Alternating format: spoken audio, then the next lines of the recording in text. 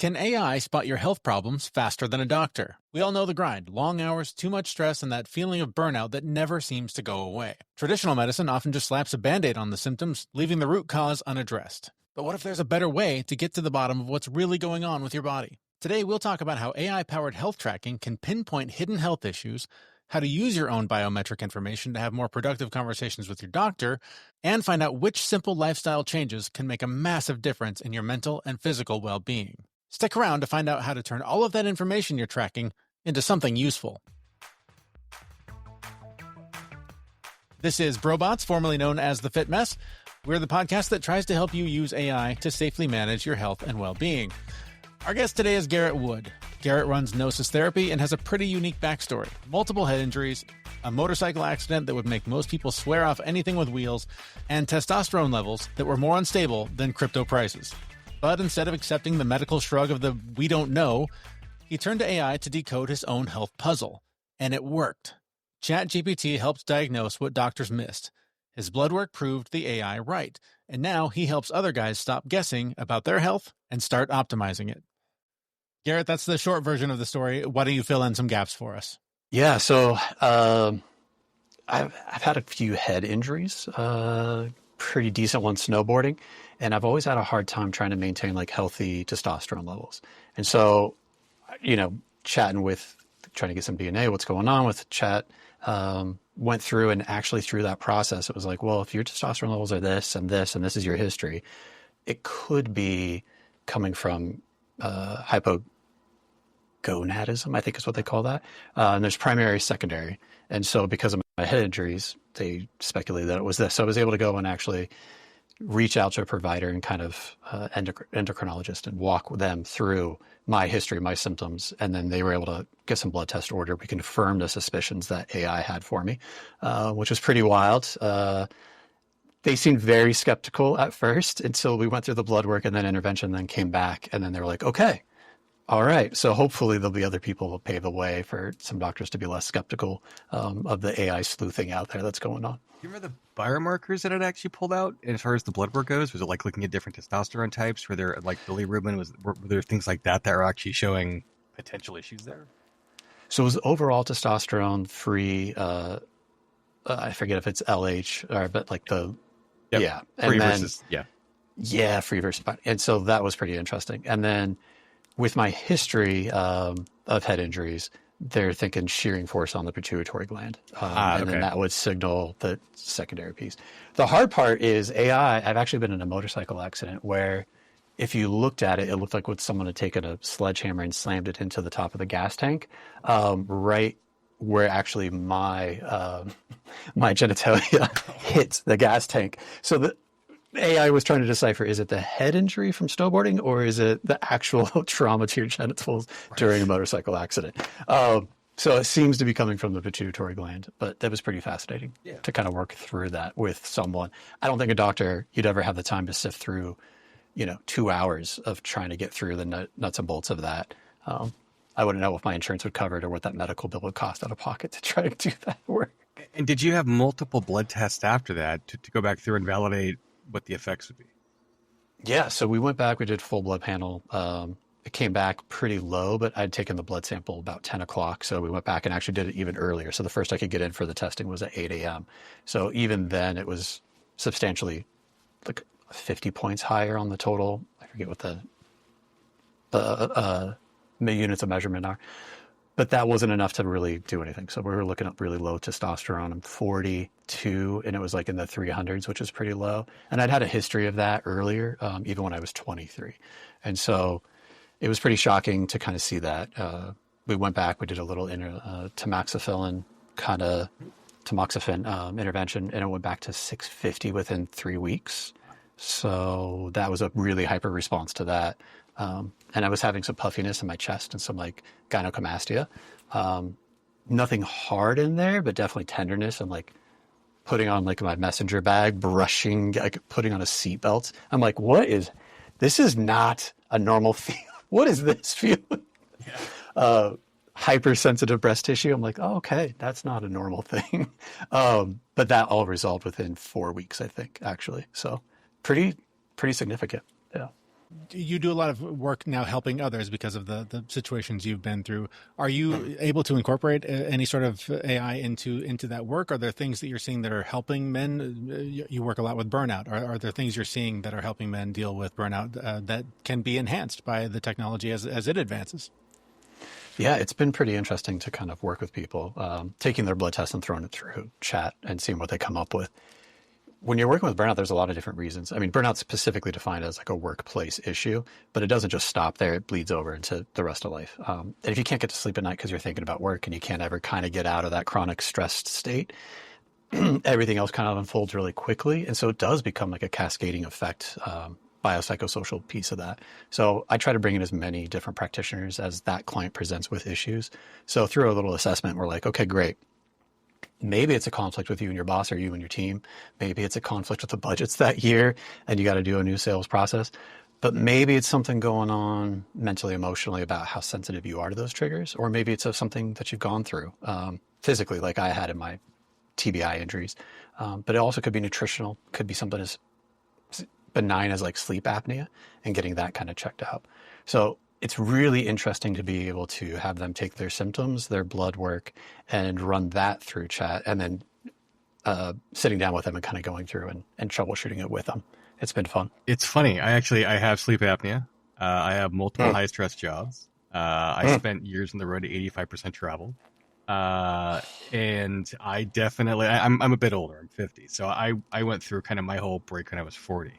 And I had to do something very similar. And you talk about the cost and expense of it. Yes, it was $850 a blood test that I went through these things. They tested my testosterone, all of my chemical markers, all my mineral traces, and came back and they basically said, you need to sleep less and eat better. It's like, okay, thanks. I think we knew that. But getting to the level of actually going through and finding enough data to say, here are the protocols we're going to look at. I mean, not necessarily TRT, but looking at taking other supplements, other component pieces.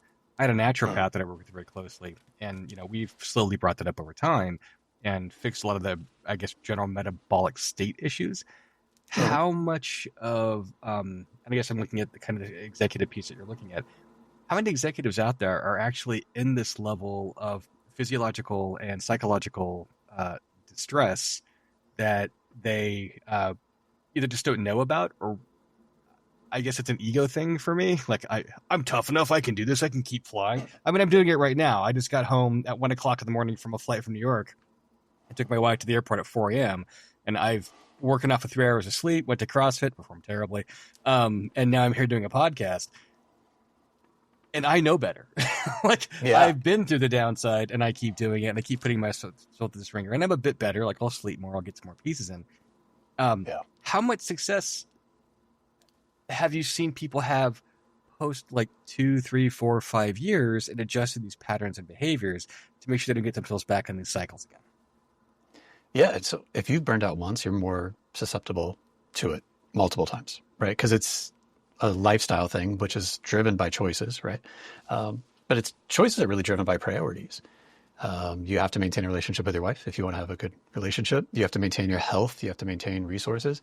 If most people didn't have to work and they didn't have to have a family, they could dedicate their entire life. I think a lot of times we think of mindfulness as like the old guy on the mountain who's like somewhat of a hermit. He's got his beard down to his belly button and he's just out there meditating all day. And good for him, I guess, right? That's not the life I would want to have. It wouldn't be stimulating enough for me. Maybe I need more mindfulness. I don't know. Sure. But I don't think he actually benefits from all of his skill of mindfulness. I think a little bit of that for someone else can go a long way in between board meetings, in between when they're getting off the flights or traveling. And I do think we can think of it as performance improvement to get through that. And if we go that route, it's not so much the stimulus, it's your recovery from it that actually improves the performance. And so you could be hard charging. You can go through a nice 24, 48, 72-hour period of really high intensity, and you can recover from that. You just can't do that all day, every day. Yeah. It's making time for you to actually recover and recoup, I think, which I'm taking a nap after this. So there you go. Naps work. To try to make sure you really work. Yeah. No. Yeah. So along those lines, there are several different wearable technologies out there these days that can go through and track multiple different biomarkers. So, I mean, there's ones that will go through and check hydration levels. I mean, there's a million different sleep trackers out there. There's a whole bunch of things that will track blood oxygen, pulse ox, and then even like CGM that's going through and tracking those pieces. And I think somebody is working on a way to start tracking, not glucose, the other side of this, ketones. Being able to have ketone wearables that go through and track these different components, especially looking at metabolic distress and hard chargers who go out drinking with partners for long periods of time. Do you see are you doing any active work incorporating these in the data analysis piece that you're looking at? Or is that still kind of on the fringe for you at the moment? No, I mean, that readiness score that the Oura Ring gets for people, I think it's really important, right? There's old school manual ways to kind of test this. They call it monotasking, which is kind of interesting. But if you didn't get a good night's sleep and you're like, am I going to go to CrossFit today? Am I going to try to go for my PR? Or am I going to take it easy and just like do some mobility and kind of mark it and pick the lightest weights, nothing prescribed, right? I'm not going to set my Fran time today. It's okay. Right. If you wake up and you want to see if you should push or not, you could do the Oura Ring, which is great. But there's another old school test, which is like kind of used by performance athletes, athletic trainers back in the day. It'd be standing on one foot, taking your head and turning it side to side, humming a tune like Happy Birthday or something like that. And then like moving your toe in a circle or counter circle. If you can do all of those things, and it's 7 different skills manually that you can do, you're going to perform at your best that day, cognitively, emotionally, mentally. If you're down to like 2, 3, or 4, hey, maybe take the day off from the gym. Or if you go, make sure it's like you're going to spend more time in the sauna, or you're going to spend more time in the hot tub, or you're going to be just sitting there drinking your nutrients, thinking through the emotions or whatever's showing up for you. And we should definitely put a link to that in the show, because I could use that as opposed to trying to wear my wearables all the time. I was going to say, like, I wear my wearable every day, and, you know, I check it every morning, you know, or a ring, same thing. I'm looking at that readiness score. And one of the first thoughts I have every day is that right? Because it's either like it says like that's the best sleep anybody's ever slept ever, or did you even sleep, bro? And, you know, I'm kind of measuring it against how do I actually feel? And sometimes the two do not match. And I mean, even on the days that it says I'm ready to rock, like I'll wake up, I feel exhausted, I feel like shit. And I'm like, okay, well, it says I can do it, I'm going to go do it. And in contrast, there's days when I wake up and go, oh man, I feel great. This is going to be awesome. I'm going to hit my goals this week. And it's like, where's the couch? Go lay down. You need a break. So how do I know who to trust? I mean, and this test sounds like it would definitely help weigh the argument one way or another. But how much do you trust the data from a wearable? Yeah, that's a great question, because they're not foolproof, right? They're getting better every day. The sensors are getting smaller. They're getting more of them in there. But you do have to kind of match that to your own intuition about your body. No one is an expert in you except for you. So you know what you feel like on your best. And they can't kind of pick that up. Unfortunately, they are trying to correlate some of the like biometric data with mental emotional distress or lack of distress, where they're asking you to check in and how do you feel in this moment? Because if they can kind of see, you know, whether your glucose levels are high or low or what's going on. One of my favorite things coming out with the constant glucose monitors is I had a lady who every time she went to work, she would have she was stuck in traffic. This is pre-COVID, so lots of driving, lots of people on the road. And she would get stuck in traffic, same time every day, and she would have a little panic attack on her way into the office. And so we're trying to figure this out. She says she loves her job. She says she has a good relationship with her boss. Okay. Nutrition's okay. She's got breakfast in her system. She ended up getting a constant glucose monitor. And every time she got, we're in California, so it's like the 405 and the 10, just past Sepulveda over there. It's like a crushing traffic. She thought maybe she was developing anxiety to the traffic because she was so frustrated by it. Very well could be. But the constant glucose monitor came back, her sugar was crashing. So her caffeine was dropping off in her system. The sugar in her caffeine was it spiked, and then she was crashing. And so she had this very visceral sense of impending doom, and she had no reason to have it. So she was looking around. Okay, what am I experiencing? Experiencing a car in traffic. Maybe it's that. She's like, oh, I'm thinking about the case I have at work and my boss and the work I have to do in the email that I haven't answered. Maybe it's that. But when we have this very real physical experience, we don't necessarily know where it's coming from. And so whatever we're experiencing, we start associating it with that. Yeah. And so some people will develop a fear or a phobia that way. To cars, to elevators, to strange things that no one would ever think of. And it's actually just because their glucose is dropping consistently enough associated with that consistent environmental trigger that they're like, oh, it must be this thing over here. Interesting. So that was really cool to be able to see that bio. Yeah. So you can't lean one way, can't lean the other. You got to be able to do both and troubleshoot, right? And I mean, full disclosure, I've got a little med tech startup that I run, and we take CGM data and we take wearable data and we overlay them, put them in a time series graph and look at the same pieces, and you can overlay your nutrition pieces. But we saw that too. Like we saw the regular cortisol spike in the morning pump up everybody, and everyone's glucose jumps up through the roof. Then they go and they have a cup of coffee, they move, typically speaking, when they're out, they work out, and then all their glycogen reserves are sucked out of their liver. And then they go and sit in the car, and it's like the battery just powers all the way down. And I never thought about people creating associations of, I feel bad, this thing is stressful, I must be developing a condition or an anxiety-related response to it. But that makes perfect sense. Like, because so many of the things that we deal with are just are physiological triggers that we just don't understand. Yeah, that's just really cool. There's a guy, Dr. Alan Jeffers. He's out of MIT. He's got a book called The Biological Mind, and he really challenges what we typically would think about mental health, where he talks about it essentially as an extension of physical health. And so he's fully invested in the biopsychosocial model. I would argue that he's mostly on the bio side because that's an argument all the way through. But it can go the other way as well. We can have social things that stress us out. I had a CGM there for a little bit just out of curiosity. It's affordable tech. I'm like, hey, might as well check. Type 2 diabetes runs in my family.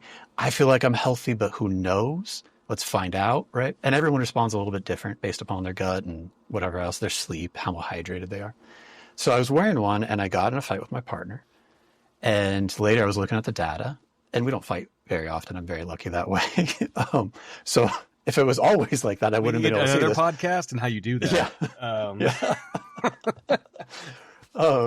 But when I went back and looked at the data that day, within 10 minutes after that fight started, my blood sugar went through the roof. It just skyrocketed the data. It was wild to see that fight or flight response actually in real data. You're like, oh, this is social stress is very real biologically on the other side.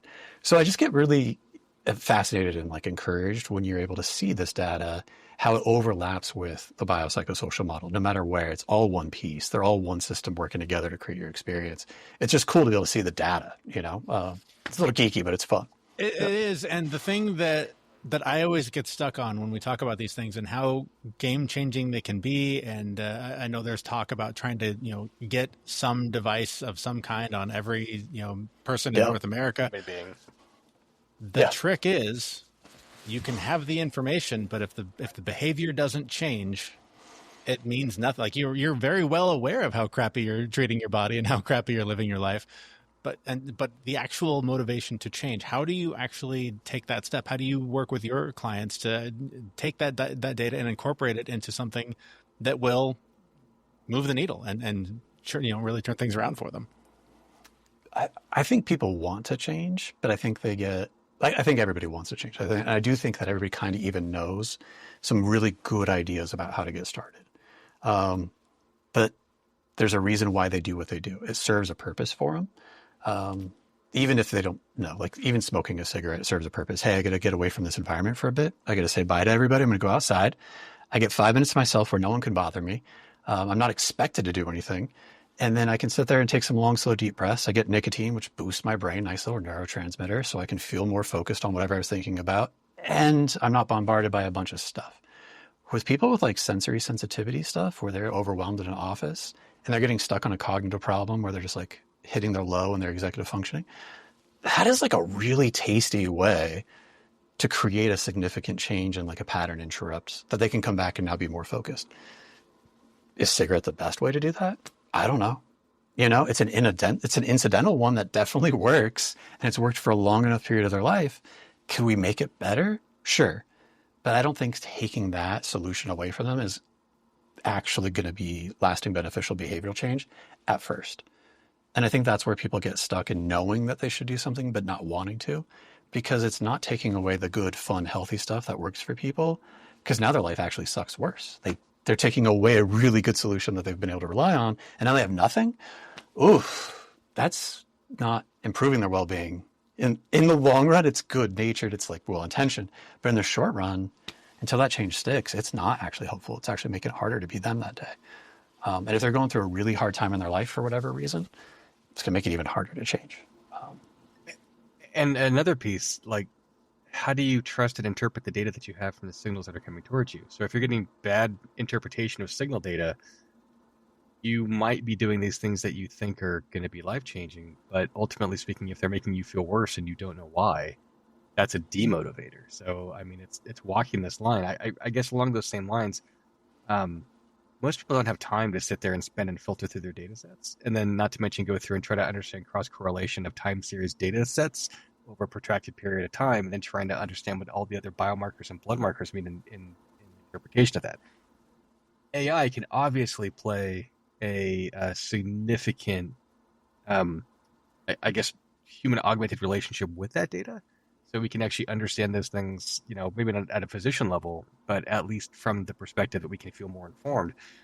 What are some of the prompts that you're using with AI to try to actually interpret this data in a more effective and meaningful way? And are those things that you actually share with your clients? Yeah, so I put together a little one-pager for like blood results, right? Where it's like, talk to your doctor because they are the expert. Okay, extract as much information as possible about your symptoms and the tests as you can from this person. Okay, so now that you have like 4 more minutes left, right? Because that's all that, you hang out more with a nurse than you do with a physician, right? Just like you're hanging out with a receptionist more than you are, and our medical system is tough here in the States for that. So this is honestly why there is so much interest in this other stuff, is because there are people that are motivated. They know what they're experiencing isn't optimal and they're frustrated. So they're trying to actively seek change. And it's much easier to take the time on your own and be able to correlate the data with something that can correlate all of the studies that have been out there.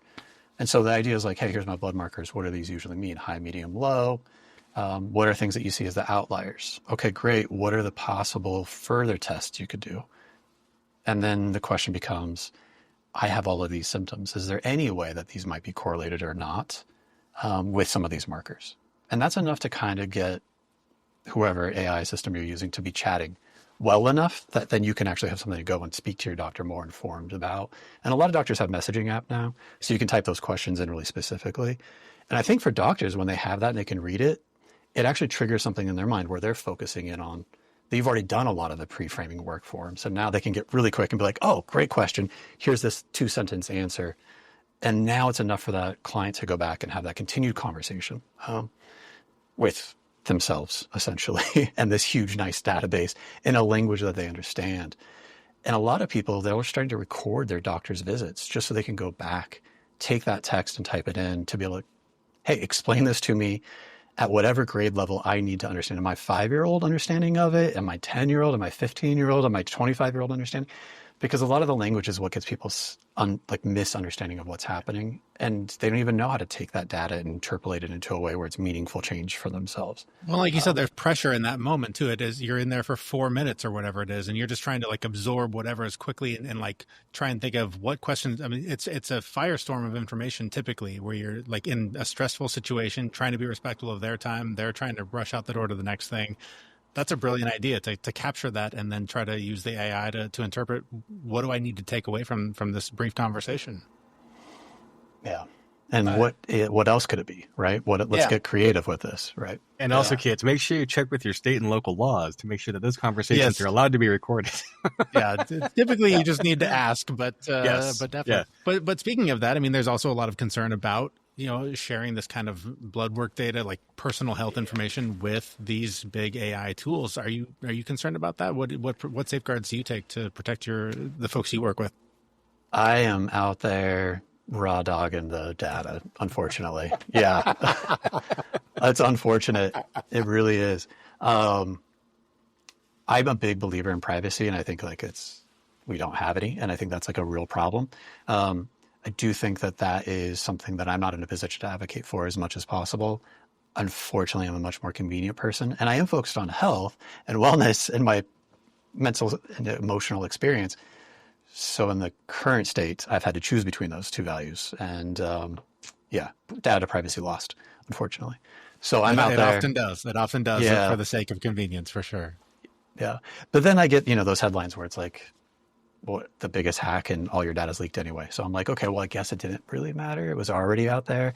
I missed the boat. Maybe I could start over now, but yeah, I'm not sure who has my DNA information. I'm sure there's some database somewhere, a few of them at least. Now, It's definitely been sold a few times, I'm sure, but I think we all have. Along the same lines, the U.S. specifically, insurance companies themselves do seem to be very interested in collecting more and more of our biometric data and biomarkers, and more of the interpretation of this data seems to be happening by people that are set up there to deny claims. How much risk and exposure do you think there are for people that go through and actually track this information and then choose not to do anything with it and allow what may be a potential catastrophic genetic abnormality that they're more prone to now becomes used against them by these insurance companies to deny coverage and deny claims? Is that anything that you're actually actively looking at or worried about? that sounds like a great bill to be written and put into law. Codified. That actually sounds actionable, right? Like, hey, you cannot deny claims based upon this. And then now everybody can go get it and not have to worry about that, right? That sounds easy enough to consolidate and have some protections around, because we're talking about specific policies that they can or cannot deny. But I do think that people have been collecting information in insurance companies for a long time. Kaiser Permanente did that big ACE study originally where they were like, hey, these people, whoever they are, using our services a lot across like cardiovascular, type 2 diabetes, they're more sick days in general, like more higher cardiovascular disease, stress response, all these lifestyle things. So what's going on? And they would interview them and they're like, do you smoke? They're like, yeah, sure. But even after they controlled for all of those normal low-lying fruit, smoking, drinking, they still were using the services at a higher rate than average. And they were trying to figure out what's going on. And that's how they came up with that 10-question questionnaire. Have you been neglected? Do you live with someone who was incarcerated? Did you live with parents that were separated?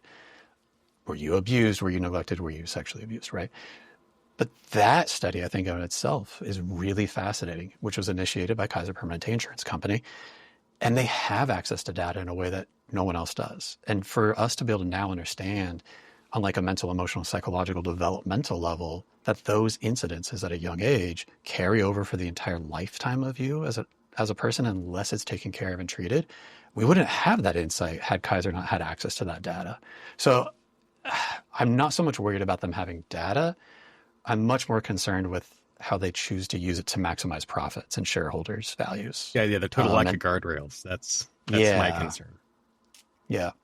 The insights excite me more than the other part kind of turns me off. So that's my personal balance on it, right? Like, I'm not a policymaker, so not my job. Very fair. I have sort of the same question, but in two different fields to sort of end things on. And basically,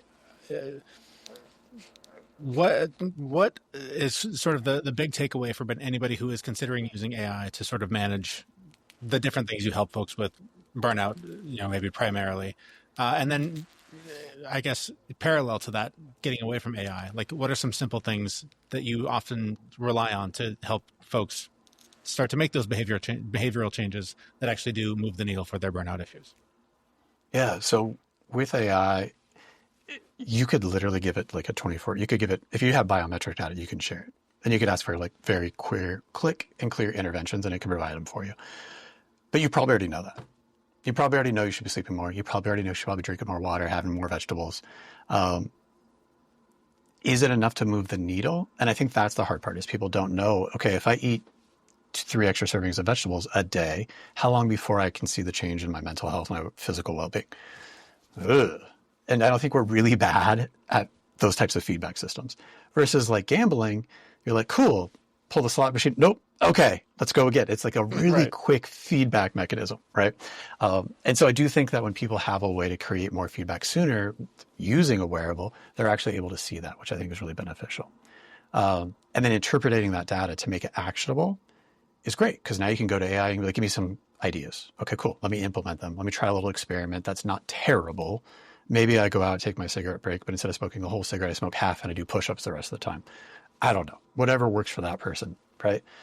Push-ups with the cigarette in the mouth. Like that. Yeah, but simultaneously, just let's get efficient here and do both at the same time. I'm not saying I may have been drunk in Barcelona doing that at Mobile World Congress in 2013, but I may have been drunk in Barcelona at Mobile World Congress doing that in 2013. There you go.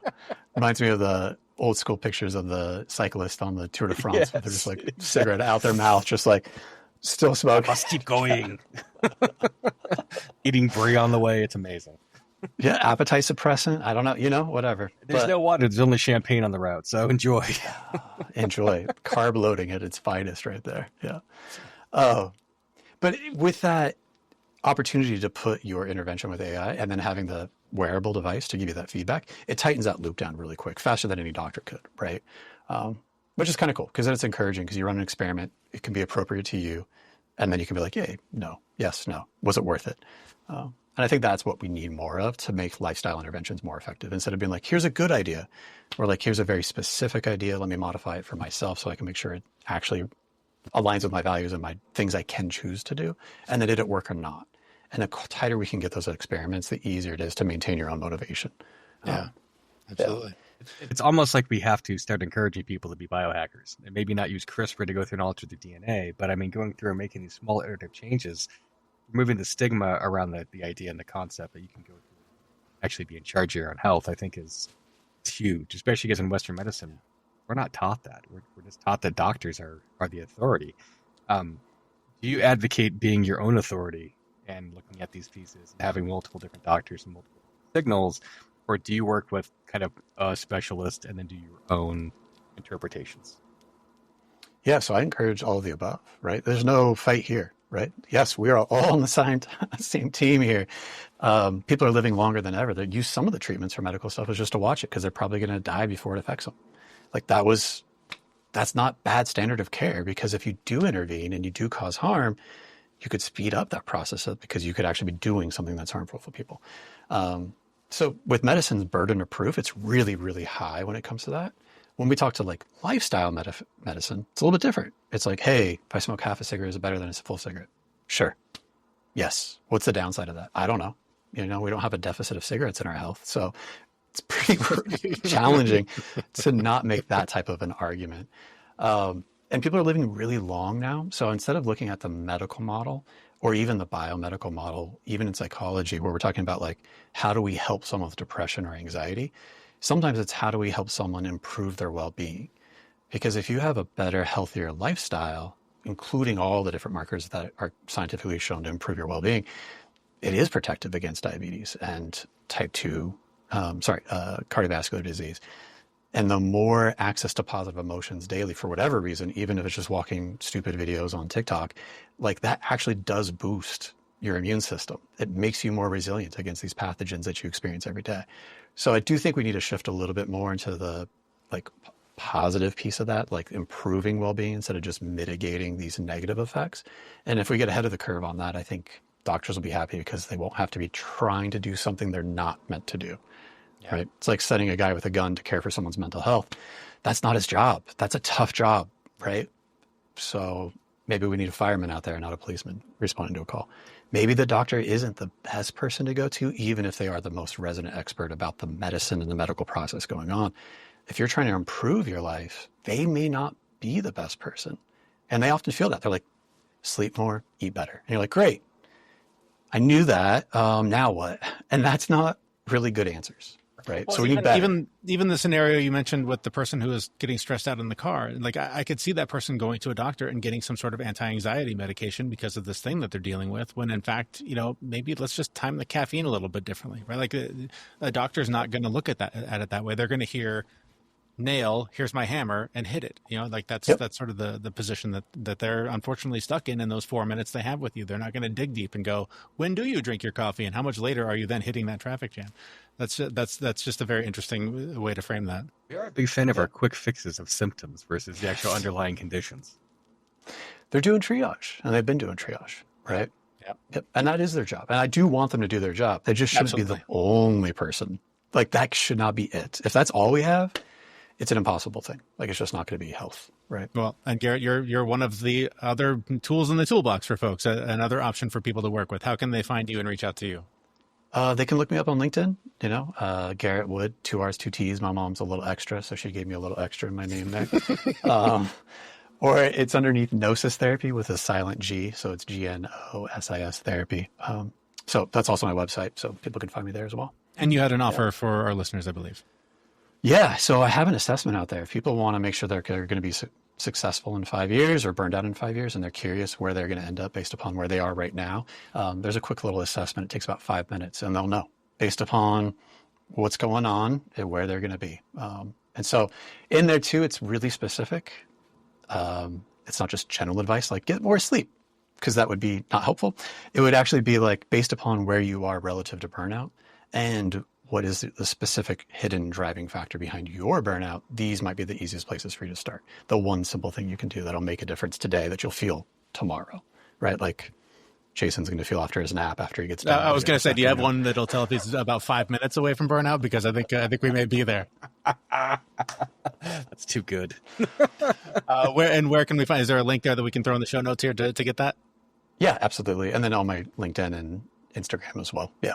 Our thanks to Garrett Wood from Gnosis Therapy for joining us today. You can find all the links that we just talked about, as well as that at-home test you can do for yourself to make sure you're ready to take on the day, despite what that ring tells you about how you slept. All of that's in the show notes for this episode at brobots.me. While you're there, make sure you sign up for our newsletter so you can get even more tips on how to use AI to safely manage your mental and physical health. That's all available at brobots.me, and that's where we'll be back in just a few days with a brand new episode. Thanks so much for listening.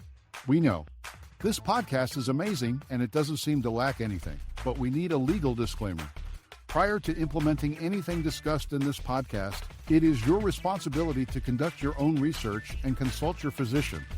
You should assume that these knuckleheads don't know what they're talking about, and they're not liable for any physical or emotional issues that occur directly or indirectly from listening to this podcast. Life doesn't pause when you're sick. Vaccines against respiratory illnesses can help protect you and give you more playtime with your best friend. Depending on age and health status, vaccinations for flu, COVID-19, RSV, or pneumococcal infection may be recommended. Vaccines can help keep you from having a rough time. Learn more at cveep.org/vaccines-protect. Brought to you by the American Lung Association and CVEEP, fighting infectious respiratory disease.